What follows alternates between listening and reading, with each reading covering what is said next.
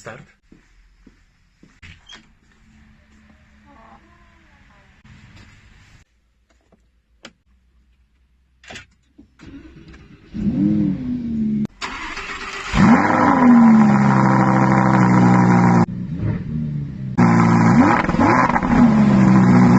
Veš kam pa zdaj? Direkt na Vransko, AMZS, center varne vožnje. Hyundai je pripeljal en avto pa je rekel, hej, a bi vi to malo peljali? i30N, poznaš ne?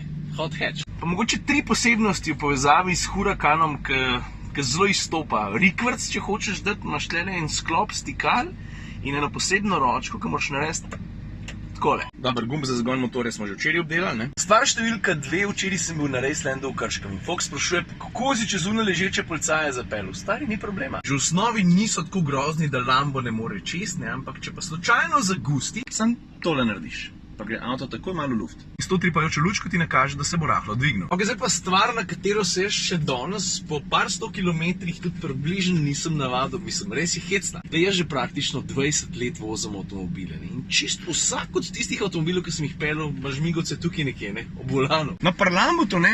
Pa žmigovce sprožaš tukaj, na volanu. Pa brisalce tudi. Jaz sem pa valjda en proper button, pa skozi tukaj nekaj maham. Ok, to je to, pojmo na Vransko.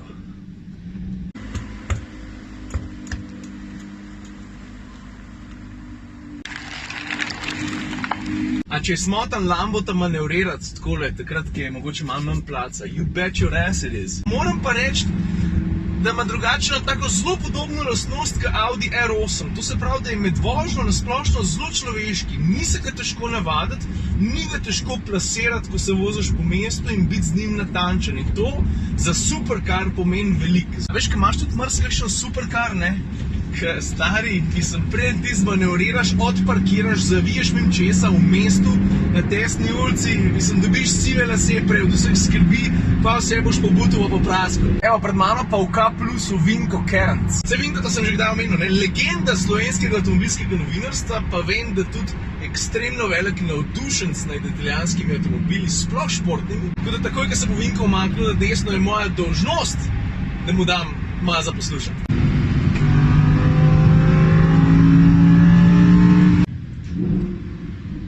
Prva vrsta, ne? Sami odličnaki.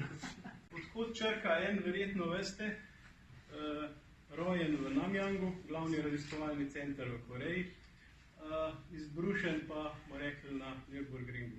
Evo, to je bila teorija na platnu, dajmo zdaj pa narediti še teorijo takole, od blizu. V bistvu bo šlo bolj za obnovo, ne? Ker če te res zanima, kako je izgledalo takrat, ko sem jaz ta avto prvič peljal po cesti in po dirkališču, pejte prosim pogledati vloge 422 pa 423. To se pravi gola osnova, tole Hyundai i30N. Opremljen je s fulnimi sistemi, s pomagali, ki ga delajo ne samo športnega, ampak kar nadpovprečno športno sposobnega. Za začetek ima valjda dodatno ojačano karoserijo. Togost tega avtomobila v primerjavi z navadnim i30 je, mislim, težko primerjaš. Pravzaprav je celo nadpovprečno tog, tudi če v obzir vzameš druge hot hatche. Vidiš, to je ena izmed teh ojačitev. Še ena ojačitev, to je treba sicer doplačati, ampak vidiš to? Pol je valjda, zato ker mora biti optimiziran airflow okrog avtomobila in zračen tok ti lahko preusmeriš na veliko različnih načinov. Le recimo tale karoserijski zavihek, vidiš? A veš, kaj to naredi? Zgleda majhen pa nepomemben, ne? Ampak točno tale hudič poskrbi to, da se zrak ne zavrtinč za karoserijo, ampak da se odcepi stran od avtomobila. Pa serijska elektronsko nadzorovana špera, zato da imaš hitrejši vstop, izstop iz ovinka, ne? Da avto lažje prenese navor na tisto kolo, ki ima več oprijema. Pa bremze, koluti, čeljusti, ne samo da so bolj zmogljive, avto tudi prepozna, kdaj se boš ti usedel na zavoro,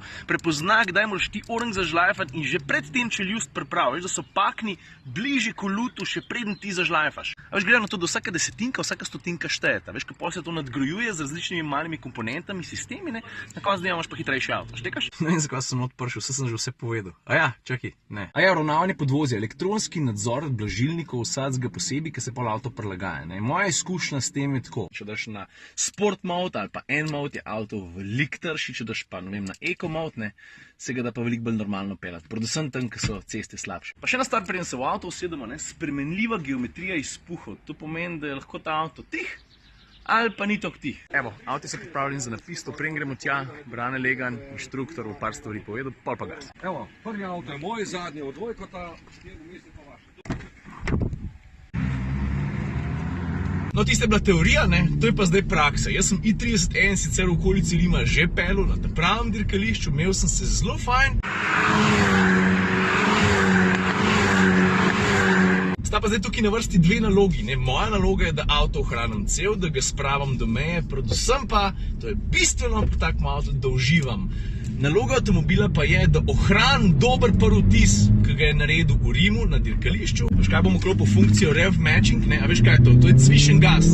To se pravi, ko jaz šaltam iz dol na gor, oziroma iz gor na dol, ono mes, ko jaz stisnem sklop, ko ne rabim uporabljati tehnike peta prsti, ampak avto to naredi sam, za mene.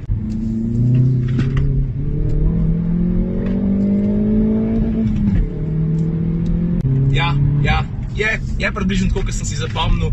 Od zadaj neki poka ven, v bistvu poka iz izgorevalnega prostora v motorju, avto se zelo luštno pele, moraš biti previden, zato ker tudi dosti drsi, ampak all in all, krmiljenje, nagibanja karoserije zelo malo, menjalnik super, hodi ročice so kratki, zelo natančni, na žlajfi je dober, v bistvu potrjuje teorijo, ki so jo prej razložili. Avto je uživaški. In to je to. Trije razmeroma hitro odpeljani krogi. i31N. Thumbs up. Drugače pa to, kar se Lambota tiče. Za zdaj mislim, da se bova še videla, imam en par cool idej. Zdaj poberem pa en drug avto, ki je tudi zelo športno, ampak tako bom rekel, no, zadnje dni se, če tega izvzamem, vse vrti okoli elektrike. Prevzel bom pa tega ne. Prvi party trik tega avta, veš kjer je, ne? Au. Ta drug party trik je, da moraš čez vse tole stopati, da prideš na sedež za volan. Zdaj, en način, da se noter usedeš, je tako, da se usedeš na prak, pol zdrsneš v kabino, to gre. Ta drug je pa bolj klasičen, ne? To se pravi, prestopiš prak. Ta drug ni to dober, pozabi. In s tem se zaključuje današnji vlog, bom pa valjda na temo i8 še kaj naredil. Še eno stvar sem dolžen, ne? Kako se ga sliši? Kakšno štimo ima? Ajde, Jure, daj!